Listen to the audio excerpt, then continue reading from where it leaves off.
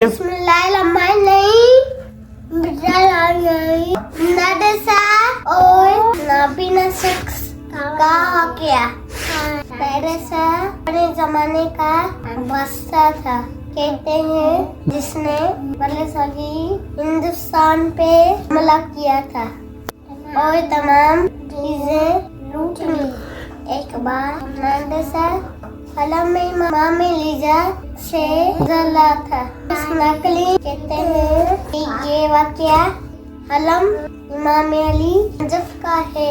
मकसूद ये उसने लौजे के बाद एक या चंद नाबीना लोग देखे। उनसे पूछा उन लोगों को अभी तक सफा नहीं मिली। उन लोगों ने कहा नहीं मिली। इसके बाद नादसा ने अपने फौजियों को कहा कि इन सबको पकड़ के रखो, मैं से होके वापस आता हूँ। मेले वापस आने तक इन सबको आंखें नहीं मिली तो सबके सर काट दूंगा। उसके बाद जब नादसा वापस लौटा उसने क्या देखा कि सबको आंखें मिली हुई थी।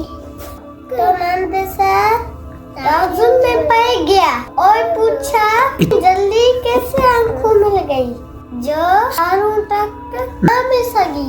नौपियों ने कहा आज हमने सिज के दिल और दिल के गिलाइयों अपने पूरे वजूद के साथ दुआ मांगी और मौला ने आंखें कर दी। बस सच्ची दिल से दुआ मांगे जरूर कबूल होती है।